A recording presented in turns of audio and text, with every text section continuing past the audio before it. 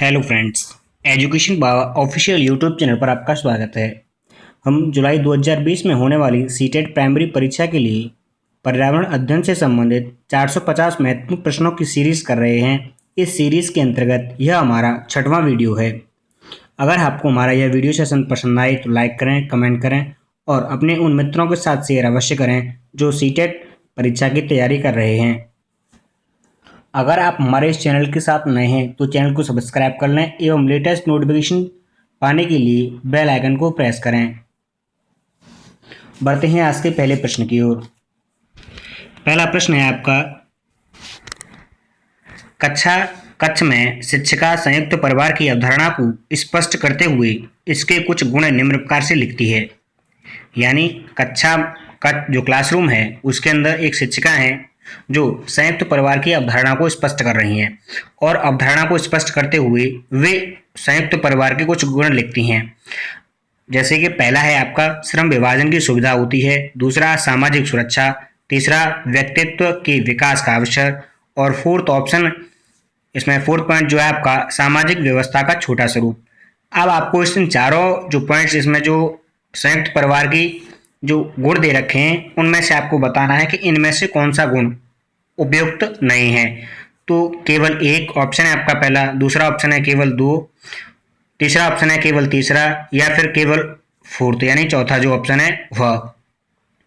तो देखिए इसमें आपको जो संयुक्त परिवार की जो अवधारणा को ये स्पष्ट कर रहे हैं इन गुणों में, तो इसमें व्यक्तित्व विकास का अवसर मिलता है। यानी जो एक इंडिविजुअल यानी जो व्यक्तित्व विकास होता है उसमें कोई संयुक्त परिवार का कोई रोल नहीं होता। यानी इसमें आपका जो तीसरा पॉइंट है यह पॉइंट आपका इससे संबंधित नहीं है, यानी यह आपकी संयुक्त परिवार के गुणों का नहीं दर्शाता है। तो इसमें आपका तीसरा यानी आपका केवल सी वाला ऑप्शन इसका सही उत्तर होगा।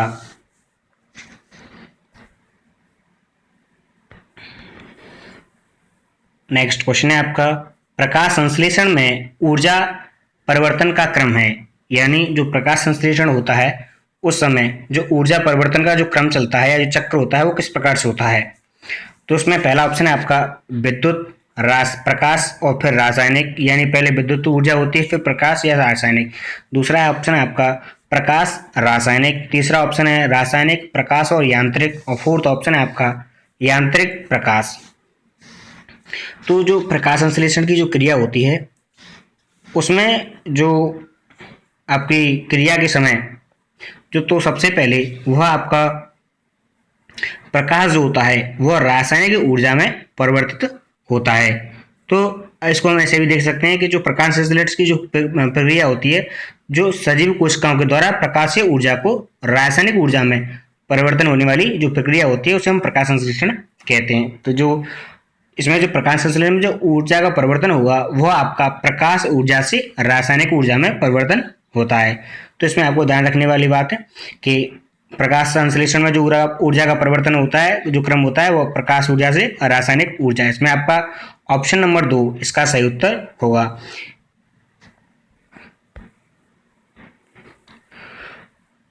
नेक्स्ट क्वेश्चन है आपका, एक मनुष्य को भोजन में केवल दूध, अंडे तथा रोटी दी जाती है, वह सामान्यतः रोगी होगा। यानी एक कोई व्यक्ति है जिसे केवल दूध, अंडे और रोटी दी जाती हैं, तो मान लीजिए वो किस प्रकार से रोग से ग्रसित हो जाएगा। यानी अगर हम उसको सिर्फ एक प्रकार के भोजन दे रहे हैं तो हो सकता है किसी दूसरे की उसमें कमी भी होगी जिसके कारण उसमें रोग होने की संभावना बढ़ जाएगी। तो इसके कारण उसमें रिकेट्स रोग होगा, बेरी होगा, स्कर्वी होगा या रतौंधी होगा।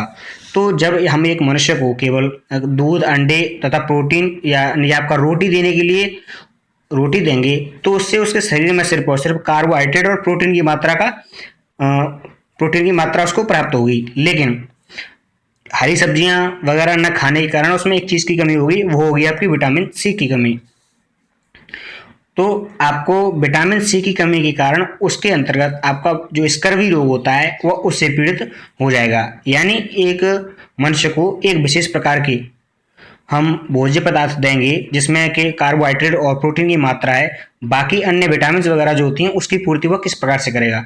तो इसमें आपका ऑप्शन नंबर सी इसका सही उत्तर होगा कि उसे स्कर्वी रोग हो जाएगा।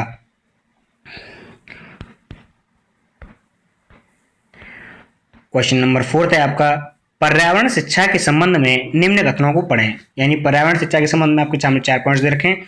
उन चारों पॉइंट्स में आपको फिर बाद में बताना है कि कौन सा जो कथन है वो पर्यावरण शिक्षा की वास्तविक उद्देश्यों का निरूपण करते हैं। पहला ऑप्शन है आपका, वो पहला पॉइंट है इसमें कि पर्यावरण एवं मानव के साथ पारस्परिक संबंधता की आधारभूत समझ। दूसरा है पर्यावरण संबंधी समस्याओं की जागरूकता तथा उनके समाधान के लिए योग्यता। नेक्स्ट आपका, पर्यावरण के क्षेत्र में काम करने वाले संगठनों के नामों के बारे में जानकारी। और फोर्थ है आपका, पर्यावरण के प्रति संवेदनशीलता। तो इसमें आपसे पूछा गया है कि इनमें से कौन से कथन पर्यावरण शिक्षा की वास्तविक उद्देश्यों का निरूपण करते हैं। तो जो आपके ये जो चारों पॉइंट्स रखे हैं, इसमें एक ही पॉइंट थोड़ा सा अलग आता है, वह है आपका कि जो पर्यावरण शिक्षा है उसके अंतर्गत हम उसके माध्यम से हम जो पर्यावरण के क्षेत्र में काम करने वाले संगठनों के नामों के बारे में जानकारी देते हैं। तो ये आपकी एक वास्तविक जो उद्देश्य है पर्यावरण शिक्षा का, वह इसको दर्शाता नहीं है। तो इसमें आपका जो एक, इसको हम छोड़ दें तीसरे वाले को, और तीसरा वाला किसमें नहीं आ रहा, पहले वाले ऑप्शन में, यानी फर्स्ट ऑप्शन इसका जो पहला विकल्प है, यानी फर्स्ट, सेकंड और फोर्थ, यानी आपका ए ऑप्शन इसका सही उत्तर होगा। यानी बाकी जो पहला है, दूसरा है और फोर्थ जो है वह हमें पर्यावरण शिक्षा के संबंध में जो उद्देश्य हैं उनके वास्तविक उद्देश्यों को वह निरूपित करते हैं। तो इसमें आपका पहला ऑप्शन इसका सही उत्तर होगा। बढ़ते हैं अगले प्रश्न की ओर। नेक्स्ट क्वेश्चन है आपका, निजी पौधों की प्रकरण पर पढ़ाते समय एक अध्यापिका और कक्षा तृतीय के बच्चों के बीच एक वार्तालाप दिया गया है। यानी एक शिक्षिका हैं या अध्यापिका हैं जो कक्षा 3 के बच्चों को पढ़ा रही हैं, तो उस समय उनके बीच में एक वार्तालाप होता है। तो उस वार्तालाप को दिया गया है और इस वार्तालाप से आपके बाद यह पूछा गया है कि यह जो वार्तालाप हुआ है, यानी जो इंटरेक्शन बच्चों और शिक्षिका के बीच हुआ है, यह क्या दर्शाता है। तो पहला पॉइंट देखिए इसमें क्या है, अध्यापिका कहती हैं, अगर पूरे संसार में पौधे न होते तो क्या होता। तो इसमें पहला छात्र जो आता है वह जवाब देता है, महाशया हम फल जैसे आम, सेब तथा केले नहीं मिलते तथा सब्जी जैसे आलू, बैंगन तथा गोभी भी नहीं मिलेगी। यानी अगर संसार में पौधे नहीं होंगे तो हमें फल, सेब आदि कहाँ से मिलेंगे और सब्जियां भी कहाँ से मिलेंगी। तो दूसरा छात्र कहता है, हमें सांस लेने के लिए ऑक्सीजन भी नहीं मिलेगी। और फिर अध्यापिका हैं वह कहती हैं, आप ऐसा क्यों सोचते हैं। यानी जो 2 उत्तर छात्रों ने दिए हैं, दोनों उत्तरों को मिलने के बाद वह छात्रों से नेक्स्ट बार पूछते हैं कि आप ऐसा क्यों सोचते हो। तो तीसरा छात्र कहता है, मेरे पिताजी मधुमक्खी पालन करते हैं और उन्होंने मुझे बताया कि मधुमक्खियां फूलों से भौरों से प्राप्त करते हैं और पेड़ों पर अपना घर बनाते हैं जिसे छत्ता कहा जाता है। इसके बाद भी मुझे अपने मधुमक्खियों के बाड़े पर ले गए जहाँ छत्ते थे। तो यानी अब आपको यहाँ बताना है कि ये जो किस प्रकार की अंतःक्रिया को दर्शा रही है। तो इसमें आपके सामने पहला है कि समझने में, प्रयोग करने में तथा मूल्यांकन करने की चीजों को दर्शा रही है। दूसरा है स्मरण करने में, समझने में या प्रयोग करने में। तीसरा ऑप्शन है आपके सामने प्रयोग करने में, मूल्यांकन करने में तथा सृजन करने में। और डी ऑप्शन है आपके सामने सृजन करने में, स्मरण करने में तथा प्रयोग करने में। तो यह जो अंतःक्रिया हुई, यानी जो इंटरेक्शन हुआ है छात्र और शिक्षिका के मध्य में, यह आपका पहले समस्या को उसके बारे में स्मरण करना, यानी उसको पहचानना, उसके बाद उसको समझने के बाद उस पर प्रयोग करना, विश्लेषण करना, ये इस चीज को दर्शाता है। तो इसमें आपका ऑप्शन नंबर बी इसका सही उत्तर होगा। यानी स्मरण करने, यानी हम जो भी संज्ञानात्मक प्रक्रियाएं होती हैं उसमें हम सबसे पहले याद करते हैं या उसको रिवाइज करते हैं या उसकी समस्या का पहचान करते हैं, उसके बाद समझने का प्रयास करते हैं और प्रयोग करने के बाद उसका विश्लेषण और मूल्यांकन करते हैं। तो इसमें आपका बी ऑप्शन इसका सही उत्तर होगा। यानी यह जो अंतःक्रिया थी वह दर्शा रही है कि पहले स्मरण या पहचान की जाती है, उसके बाद समझा जाता है, चीजों को समझने के बाद प्रयोग किया जाता है। नेक्स्ट क्वेश्चन है आपका क्वेश्चन नंबर 6। मीरा और दिव्या लड़कियां हैं। मीरा समोसे, कटलेट और डबल रोटी खाना पसंद करती है। जबकि दिव्या ऐसा भोजन पसंद नहीं करती जिसमें लोह तत्व की कमी है। मीरा और दिव्या को निम्न में से कौन सी बीमारी होगी? तब आपको यह चीज़ देखनी है कि जो मीरा और दिव्या हैं, जिसमें मीरा को समोसे, कटलेट और डबल रोटी खाना पसंद है, और जबकि दूसरी तरफ जो दिव्या है वह ऐसे भोजन खाना पसंद नहीं करती, तो अब इसमें से कौन सी बीमारी होगी? तो ये देखिए, जो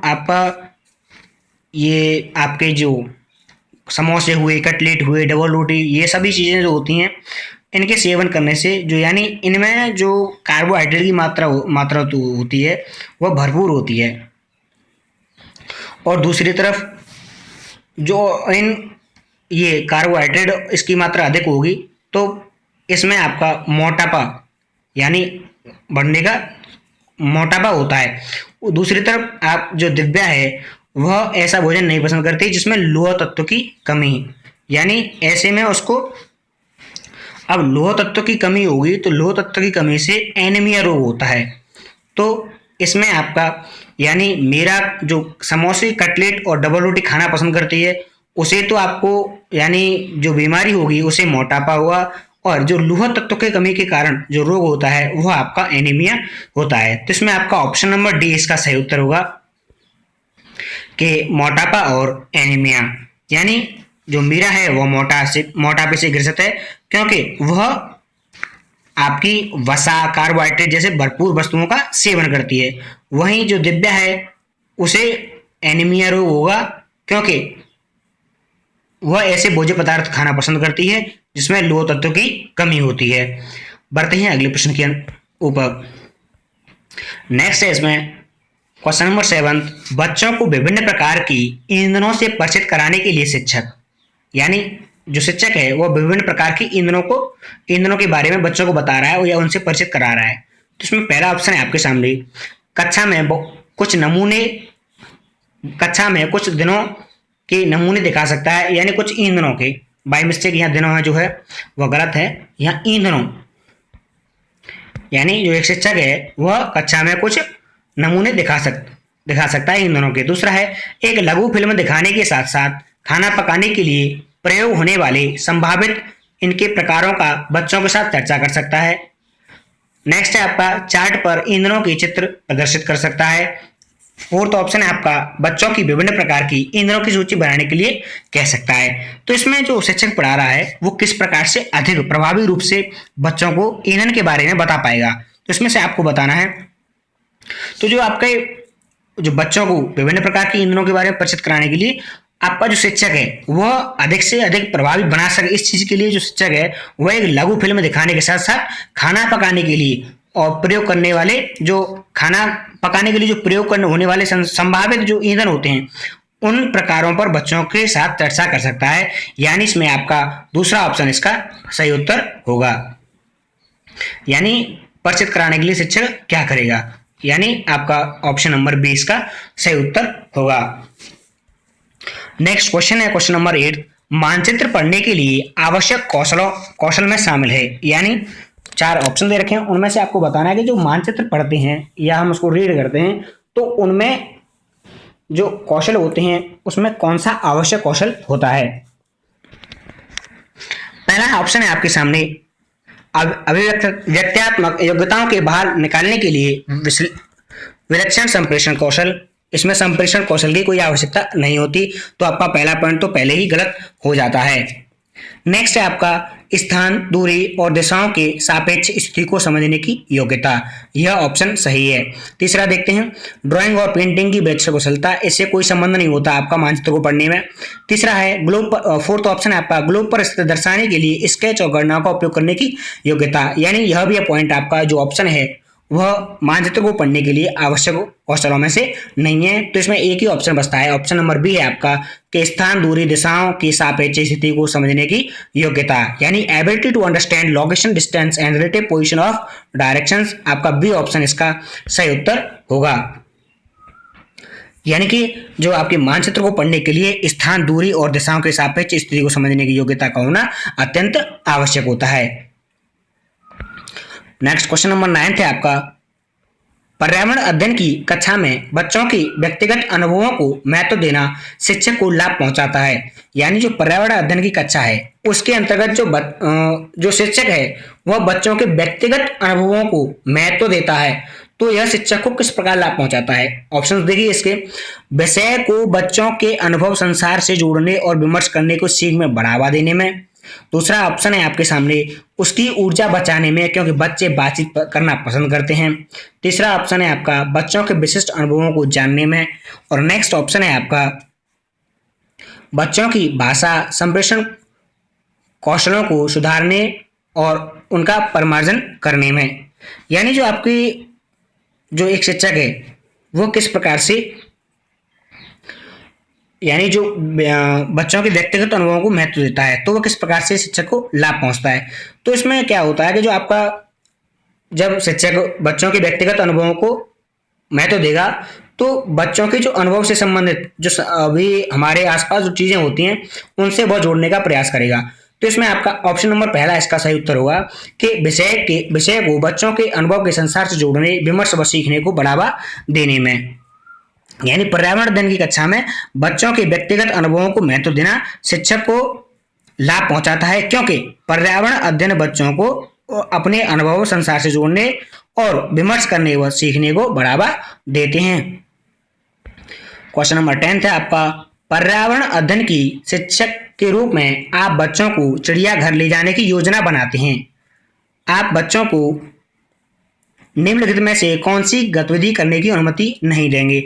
यानी आप एक चिड़ियाघर में बच्चों को ले जा रहे हैं और आप उनमें से 4 ऑप्शन दे रखे हैं, उनमें से आपको एक चूज करना है या चुनना है कि आप कौन सी अनुमति बच्चों को नहीं देंगे। पहला है आपका चिड़ियाघर के जानवरों के लिए बहुत सारे खाने की सामग्री ले जाना, यानी बच्चों से अनुमति दे दें कि चिड़ियाघर में जो जानवर है उनके लिए बहुत सारे खाने के लिए लेकर चलना है। दूसरा ऑप्शन है आपके सामने, चिड़ियाघर के विभिन्न जानवर कौन सा भोजन खाते हैं यह पता लगाना। नेक्स्ट है आपका चिड़ियाघर में जिन जानवरों को भी देखेंगे उनकी फोटो एकत्रित करना। और फोर्थ पॉइंट है आपका चिड़ियाघर में उन्होंने जो देखा उसका चित्र बनाने के लिए उनकी ड्राइंग कॉपी साथ ले जाना। तो इसमें जो आपका पहला ऑप्शन है वह बाकी तीनों से भिन्न है। यानी हम अगर बच्चों को थोड़ा सा प्रैक्टिकली नॉलेज देना चाहते हैं तो तीनों ही पॉइंट्स आपके के उनके जो बच्चे हैं वो जो जानवर हैं वो किस प्रकार का भोजन करते हैं यह पता लगाएं, बच्चे फोटो एकत्रित करें और उनके चित्र बनाएं। तो यह सभी क्रिएटिव चीजें हैं, लेकिन हम बच्चों से कह दें कि जानवरों के लिए बहुत सारा इकट्ठा ले जाना है, तो ये आपकी ऐसी गतिविधि है जिसके लिए एक शिक्षक अनुमति नहीं देगा। तो इसमें आपका ऑप्शन नंबर पहला इसका सही उत्तर होगा। यानी जो चिड़ियाघर में जानवरों के लिए बहुत सारे खाने की सामग्री ले जाना है होता है, यह शिक्षक उसकी मना कर देगा, क्योंकि जो खाने पीने की वस्तुएं देखकर जानवर बच्चों पर आक्रमण कर सकते हैं। अभी कुछ समय पहले एक वीडियो भी आई थी, थोड़ा सा समय हो गया, कि एक बच्चा ऊपर से गिर जाता है और उसमें बच्चे को वह जानवर खा जाता है। आपने भी देखा हुआ वह वीडियो। नेक्स्ट क्वेश्चन है आपका, यह देखा गया है कि पाचन क्रिया बाहर की अपेक्षा आमाशय के अंदर अधिक तेजी से होती है, क्योंकि अब इसमें बताना है आपको कि वह क्या कारण है जिसके अंतर्गत जो पाचन क्रिया है बाहर की अपेक्षा आमाशय के अंदर अधिक तेज होती है। तो इसमें आपका सामने पहला ऑप्शन है कि पाचक रस जब आमाशय के बाहर रखते हैं तो निष्क्रिय हो जाते हैं। दूसरा ऑप्शन है आमाशय के अंदर भोजन का मंथन होता रहता है और जिससे उसकी क्षेत्रफल बढ़ जाता है और एंजाइम की क्रिया तेज हो जाती है।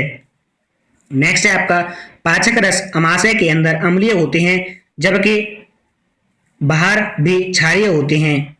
नेक्स्ट है आपका आमाशय के अंदर भोजन की अनुपस्थिति में पाचक रस का उत्पादन बहुत ज्यादा होता है। तो आपको इन चारों में से देखना है कि जो पाचन क्रिया है वह अपेक्षाकृत आमाशय के अंदर तेज होती है, इसका क्या कारण है मुख्य। तो देखिए कि जो आमाशय पेट के अंदर जो भोजन पदार्थ होते हैं उसकी तेजी से जो पाचन होता है उसका मुख्य कारण यह होता है कि आमाशय में बहुत प्रकार के जो एंजाइम होते हैं, जैसे आपका ट्रिप्सिन हुआ, एमाइलेज हुआ, लाइपेज हुआ, ये होते हैं जो भोजन को पचाने में जो भोजन को पचाने की दर को जो होती है उसको वो तेज कर देते हैं, जिसके परिणाम स्वरूप जो हमारा भोजन है वो छोटे छोटे कणों में टूट जाता है। और इस कारण से आपका क्या होता है कि जो आमाशय का जो क्षेत्रफल होता है वो बढ़ जाता है तथा एंजाइम की जो क्रिया होती है वह तेज हो जाती है। तो यह आपका इसमें आपका ऑप्शन नंबर बी इसका सही उत्तर होगा कि आमाशय के अंदर का भोजन जो होता है उसमें मंथन होता रहता है और जिसके कारण उसकी सतह का क्षेत्रफल बढ़ जाता है और एंजाइम की क्रिया तेज हो जाती है। नेक्स्ट क्वेश्चन नंबर 12 है आपका, निम्नलिखित कथनों में से कौन सा प्राथमिक स्तर पर पर्यावरण अध्ययन पढ़ाने का उद्देश्य नहीं है। यानी आपको चारों में से यह देखना है कि प्राथमिक स्तर पर इनमें से कौन सा पर्यावरण अध्ययन पढ़ाने का उद्देश्य नहीं है। तो इसमें आपका पहला ऑप्शन है बच्चों पर आकलन के लिए शब्दावली और भाषाओं का बोझ डालना। दूसरा है जीवन और पर्यावरण से सरोकार रखने वाले मूल्यों को आत्मसात करना। प्रकृति एवं प्राकृतिक वातावरण के बारे में उत्सुकता जगाना। फोर्थ ऑप्शन है आपका बच्चों को खोजने की क्रियाओं में लगाना तथा व्यवहारिक क्रियाएं करवाना जो संज्ञानात्मक और मनस्चालक कौशलों के विकास में सहायक होती हैं। तो इसमें से जो पर्यावरण अध्ययन हम प्राइमरी तक पढ़ाते हैं या प्राथमिक स्तर तक पढ़ाते हैं तो उसमें एक शिक्षा का यानी उस अध्ययन का उद्देश्य नहीं है, यानी पढ़ाने का उद्देश्य नहीं है, वह बताना है आपको। तो इसमें साफ साफ आपको दिख रहा होगा पहला जो ऑप्शन है वह तीनों से ही भिन्न है। जैसे कि उसमें दे रखा है कि बच्चों पर आकलन के लिए शब्दावली और भाषाओं का बोझ डालना, यह उद्देश्य इसका बिल्कुल भी उद्देश्य नहीं होता, यानी पहला ही ऑप्शन इसका सही उत्तर होगा। बाकी जो तीनों दे रखे हैं कि जीवन और पर्यावरण को सरोकार आत्मसात करना, प्राकृतिक सामाजिक वातावरण को समझना या उसके बारे में जानकारी इकट्ठा करना, और तीसरा जो क्रियाएं होती हैं वो व्यावहारिक क्रियाएं जो संज्ञानात्मक कौशलों में विकास में सहायक होती हैं। तो इसमें आपका पहला ऑप्शन इसका सही उत्तर होगा कि बच्चों पर आकलन के लिए शब्दावली और भाषाओं का बोझ डालना। क्वेश्चन नंबर 13 है आपका, निम्नलिखित में से कौन सी स्थितियां बच्चे में मोटापे का कारण बनेंगी। यानी वह कौन सी स्थितियां हैं जो किसी बच्चे में मोटापे का कारण बन सकती हैं। आपके सामने पहला ऑप्शन है सप्ताह में एक बार साइकिल चलाना, कभी कभी पिकनिक पर बाहर जाना। नेक्स्ट ऑप्शन है साबुत अनाज के बिस्कुट और नमकीन खाना। और फोर्थ ऑप्शन है किताबें पढ़ते हुए घंटों तक सोफे पर बैठे रहना। तो आपको इसमें यह बताना था कि जो एक किस कारण से किसी बच्चे में जो वह बैठा रहता है तो या क्या करता है जिसके कारण उसके मोटापे के कारण बन सकता है। तो यह आपका कि जो बच्चा है उसमें मोटापे का जो मुख्य कारण होगा कि वह एक जगह बैठेगा, किताब पढ़ेगा और घंटों तक सोफे पर ही बैठेगा। यानी इसमें तो आपका ऑप्शन नंबर फोर्थ इसका हो जाएगा। लेकिन इसको समझना थोड़ा आवश्यक है कि मोटापे के कारण जो होते हैं वो अनेक होते हैं। जैसे कि आपका ज़्यादा खाना हो गया, अपर्याप्त व्यायाम हो गया, हार्मोनल असंतुलन हो गया, लगातार एक स्थान पर बैठे रहना हो गया। यानी जो इस प्रकार की जो गतिविधियां होती हैं ये आपके मोटापे को बढ़ावा देती हैं। तो इसमें जो डी ऑप्शन है कि किताबें पढ़ते हुए घंटों तक रोजाना सोफे पर बैठना, यह भी आपका मोटापे का कारण होता है। तो इसमें आपका फोर्थ ऑप्शन इसका सही उत्तर होगा। नेक्स्ट क्वेश्चन नंबर 14 है आपका, पर्यावरण अध्ययन की पाठ्य पुस्तक में रेलवे टिकट का नमूना दिखाना। यानी पर्यावरण अध्ययन की पुस्तक है उसमें रेलवे टिकट का एक नमूना दिखाया गया है तो उसका क्या निष्कर्ष हो सकता है। निष्कर्ष पर पहुंचने की बच्चों की कुशलता का विकास करता है। नेक्स्ट है आपका कि बच्चों को वास्तविक जानकारी से अंतर क्रिया करने का अवसर देता है, साथ ही अवलोकन की कुशलता विकसित करता है। नेक्स्ट है आपका बच्चों को रेल किराए के बारे में बताता है, टिकट में प्रयुक्त विभिन्न संक्षिप्त अक्षरों का ज्ञान उपलब्ध कराता है। यानी अगर किसी पुस्तक में आपके रेलवे टिकट का नमूना दे रखा है तो वह बच्चों को वास्तविक जानकारी और उसके साथ अंतर क्रिया करने का अवसर प्रदान करता है और वह उसको बच्चे जो अवलोकन कर सकते हैं, यह भी उसका एक कौशलता का विकास करता है। तो इसमें आपका बी ऑप्शन इसका सही उत्तर हुआ। यानी जो पर्यावरण अध्ययन की जो पुस्तक है उसमें अगर रेलवे टिकट का नमूना दिखाया जा रहा है तो इसका मुख्य जो उद्देश्य होगा कि बच्चों को यह वास्तविक जानकारी से अंतर क्रिया करने का अवसर प्रदान करेगा और साथ ही साथ बालकों को जो अवलोकन करने की जो क्षमता है या कुशलता है उसका उसमें विकास होगा। तो इसमें आपका बी ऑप्शन इसका सही उत्तर होगा। नेक्स्ट क्वेश्चन है आपका, मिट्टी के घड़ों को बनाकर उन्हें आग में क्यों पकाया जाता है। यानी जो मिट्टी के घड़े होते हैं उनको आग में क्यों पकाया जाता है। पहला ऑप्शन है उन्हें कच्चा करने के लिए, बी ऑप्शन है आपका उन्हें पक्का करने के लिए, सी ऑप्शन है क्षेत्रों की जांच करने के लिए, और डी ऑप्शन है आपके सामने कि उन्हें सुंदर बनाने के लिए। यानी जो आपके जो कच्चे घड़े होते हैं उनको पकाया क्यों जाता है? तो जो मिट्टी के जो घड़े होते हैं उन्हें आग में इसलिए पकाया जाता है ताकि वह मजबूत पक्के हो जाएं। यानी जो घड़ा आपका जो हम किस लिए यूज करते हैं, और जो घड़ा यूज करते हैं हम जल का उसमें जल भरते हैं। और गर्मियों में आपने भी देखा होगा कि जो मटके होते हैं उनका अधिकतर प्रयोग किया जाता है। यानी हम जल के लिए भी कर सकते हैं, या अनाज या अन्य प्रकार की जो वस्तुएं होती हैं उनको भी संरक्षित करने के लिए हम मटके का प्रयोग करते हैं। तो जो मटके को हम उसे पक्का बनाने के लिए आग में पकाते हैं। और जो आपका मटका है उसका तो भारतीय संस्कृति में एक अलग ही स्थान है। तो इसमें आपका बी ऑप्शन इसका सही उत्तर होगा। नेक्स्ट है आपका रंगोली से प्रवेश द्वार को कब सजाया जाता है? यानी आपने विभिन्न प्रकार की रंगोलियों को देखा होगा और विभिन्न अवसरों पर देखा होगा। तो यानी ये जो रंगोलियां होती हैं इनको कब सजाया जाता है? पहला ऑप्शन है सभी मांगलिक कार्यों पर, सभी विशेष आयोजनों पर, सभी त्योहारों पर, सभी खुशी के अवसरों पर। यानी जो मांगलिक कार्य होते हैं या फिर आपके सभी विशेष आयोजन होते हैं या त्योहार जो होते हैं, सभी खुशी के अवसर जो होते हैं, इनमें से कब आपके रंगोली के प्रवेश द्वार पर सजाया जाता है? तो वैसे तो इसमें आपका जो आंसर होगा वह आपका सभी मांगलिक कार्यों पर होगा, यानी ऑप्शन नंबर ए। यानी जो भारतीय संस्कृति है उसमें जो शुभ अवसरों पर यानी जो मांगलिक कार्य करते हैं, यानी जो धार्मिक सांस्कृतिक जो कार्य जो हमारे यहाँ संस्कृति है यह एक उसका प्रतीक माना जाता है। तो और यह भी कहा जाता है कि जो आपका यह बुरी आत्माओं से रंगोली जो होती है या बुरी आत्माओं से या दोषों को दूर रखती है। तो इसलिए जो रंगोली है, रंगोली को मुख्यतः आपके जो मांगलिक कार्य जो होते हैं उस अवसर पर प्रवेश द्वार पर सजाया जाता है। तो इसमें आपका ऑप्शन नंबर ए इसका सही उत्तर होगा। नेक्स्ट है आपका क्वेश्चन नंबर 17, पाठ योजना आविर्भाव मनोविज्ञान की किस सिद्धांत पर माना जाता है? यानी जो पाठ योजना है उसका आविर्भाव उसको मनोविज्ञान के किस सिद्धांत पर माना जाता है? पहला है व्यवहार सिद्धांत, दूसरा है आपका मनोविश्लेषण सिद्धांत, तीसरा है आपका गेस्टाल्ट सिद्धांत और नेक्स्ट है आपका संरचनात्मक सिद्धांत। यानी इसमें आपका जो पाठ योजना का आविर्भाव हुआ है वह किस मनोविज्ञान सिद्धांत के अनुसार माना जाता है? तो जो आपका गेस्टाल्ट है, गेस्टाल्ट सिद्धांत, उसके अनुसार जो पाठ्य योजना है उसका आविर्भाव माना जाता है। यानी जो आपका एक गेस्टाल्ट जो है, जो आपका गेस्टाल्ट शब्द है वह गेस्टाल्ट शब्द जर्मन भाषा का है और जिसका अर्थ होता है एक आकृति को पूर्णता या समग्रता के रूप में लेना। यानी जो आपका गेस्टाल्ट सिद्धांत है उसके अनुसार उसके अंतर्गत पाठ योजना को लाया गया और जो इसको लाने वाले थे वह आपके कोहलर थे, वर्डमीयर थे और लेविन थे। यानी इनको हम गेस्टाल्टवादी मनोवैज्ञानिक भी कहते हैं। तो और इसमें एक ध्यान रखने वाली बात है कि इस सिद्धांत गेस्टाल्टवादियों में ही एक सिद्धांत दिया गया था जिसे हम अंतर्दृष्टि या सूझबूझ का सिद्धांत भी कहते हैं। तो इसमें आपका जो पाठ्य योजना होती है इसका आविर्भाव जो माना जाता है वह गेस्टाल्ट सिद्धांत से माना जाता है। ऑप्शन सी इसका सही उत्तर होगा। नेक्स्ट क्वेश्चन है आपका पर्यावरण शिक्षा के अंतर्गत शिक्षार्थियों की व्यापक एवं सतत मूल्यांकन में निम्नलिखित में से कौन सा कार्य नहीं किया जाता? इसमें ध्यान रखने वाली बात है कि इसमें इसलिए पूछा गया है कि सतत एवं व्यापक मूल्यांकन के दौरान इनमें से कौन सा कार्य नहीं किया जाता। तो इसमें नेक्स्ट आपका जो ऑप्शन है पहला, इसमें परीक्षा परिणामों का विश्लेषण और व्याख्या वैज्ञानिक तरीके से किया जाता है।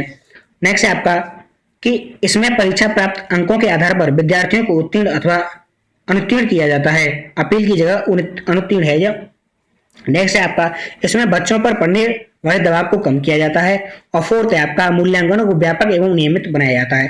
तो देखिए इसमें आपका जो पहला ऑप्शन है कि जो परिणाम होते हैं उनको विश्लेषण किया जाता है और जो व्याख्या की जाती है वो वैज्ञानिक तरीके से किया जाता है। यह आपका जो आपका सीसी होता है व्यापक एवं सतत मूल्यांकन जो होता है वो आपका वैज्ञानिक भी होता है। तो इसमें आपका पहला ऑप्शन तो इसका उद्देश्य है यानी इसका कार्य है। दूसरा है इसमें बच्चों पर पड़ने वाले दबाव को कम किया जाता है, यह भी सत्य है। और तीसरा है आपका मूल्यांकन को व्यापक एवं नियमित बनाया जाता है। तो इसमें एक असत्य कथन बचता है यानी जो इसका कार्य नहीं होता सतत एवं व्यापक मूल्यांकन का, वह है आपका बी ऑप्शन कि इसमें जो परीक्षा के प्राप्त अंकों के आधार पर विद्यार्थियों को उत्तीर्ण व अनुत्तीर्ण किया जाता है। और यहाँ यह भी ध्यान देने वाली बात है कि जो आपका व्यापक एवं सतत मूल्यांकन का जो अर्थ होता है वह एक ऐसी मूल्यांकन प्रणाली से है जिसमें सभी छात्रों के सभी पक्षों का जिसमें मूल्यांकन शामिल हो। नेक्स्ट क्वेश्चन है आपके लिए पाठ योजना की अनुदेशनात्मक उद्देश्य के बाद आता है। यानी जो पाठ योजना होती है उसमें अनुदेशनात्मक के बाद कौन सा उद्देश्य आता है? तो पहला ऑप्शन है आपका इसमें प्रारंभिक व्यवहार, दूसरा ऑप्शन है आपका प्रस्तावना, तीसरा है आपका अनुदेशनात्मक सामग्री और फोर्थ है आपका प्रस्तुतिकरण। तो जो आपका पाठ्य योजना में जो अनुदेशनात्मक जो उद्देश्य होता है उसके बाद जो आपका पॉइंट आता है यानी जो आपका बिंदु आता है वो होता है आपका अनुदेशनात्मक सामग्री। यानी जो हम पाठ्य योजना के जो अनुदेश होते हैं उनके रूप बच्चों को गतिविधियों को बदला जाता है। इसके पश्चात हमने सब जो पाठ्य योजना के बाद जो इसके बाद फिर आपका अनुदेशनात्मक सामग्री आती है और अनुदेशनात्मक सामग्री के अंतर्गत जो छात्रों की जो जरूरतें होती हैं उनको पूरा करने के लिए जो अध्यापन कार्य होता है यानी जो शिक्षण कार्य होता है उसको प्रभावशाली बनाया जाता है। तो इसलिए इसमें अनुदेशनात्मक सामग्री आती है आपकी पाठ्य योजना के अनुदेशनात्मक उद्देश्य के बाद। तो इसमें आपका ऑप्शन नंबर सी इसका सही उत्तर होगा। नेक्स्ट है क्वेश्चन नंबर 20, आवास और जानवर की गलत जोड़ी की पहचान कीजिए। यानी आवास दे रखे हैं और उनके साथ जानवर दे रखे हैं तो आपको उसमें से यह छांटना है कि इनमें से जो दे रखे हैं वह कौन सा गलत, एक पॉइंट कौन सा गलत है। तो पहला ऑप्शन है इसमें मधुकोश, मधुकोश होता है शहद की मक्खी। दूसरा है बाम्बी भौरा, यानी जो बाम्बी होती है जो रहने का स्थान है बाम्बी उसमें भौरा रहता है। जमीन के बिल में खरगोश रहता है और सूखी घास जो तिनकी झाड़ियों से बनाया गया घोंसला जो होता है उसमें बुलबुल रहती है। तो इसमें देखिए मधुकोश में शहद की मक्खी ही रहती है, लेकिन इसमें जो गलत है, जो पहचान जो जोड़ा गलत है वह बाम्बी है, क्योंकि जो बाम्बी होता है उस बाम्बी में जो रहने वाला कीट जो हम बोलते हैं जिसको दीमक बोलते हैं वह रहता है। तो इसमें आपका जो गलत पॉइंट है वो आपका बी वाला होगा। यानी बाम्बी अगर यहाँ दीमक होता तो यह सही होता, लेकिन बाम्बी भौरा यह गलत पॉइंट है आपका। तो यह थे फ्रेंड्स आज के लिए 20 इंपोर्टेंट क्वेश्चंस। अगर आपको हमारा यह वीडियो सेशन पसंद आया तो लाइक करें, कमेंट करें और अपने मित्रों के साथ शेयर अवश्य करें। अगर आप इस चैनल के साथ नए थे तो चैनल को सब्सक्राइब कर लें एवं लेटेस्ट नोटिफिकेशन पाने के लिए बेल आइकन को प्रेस कर लें। Thank you for watching.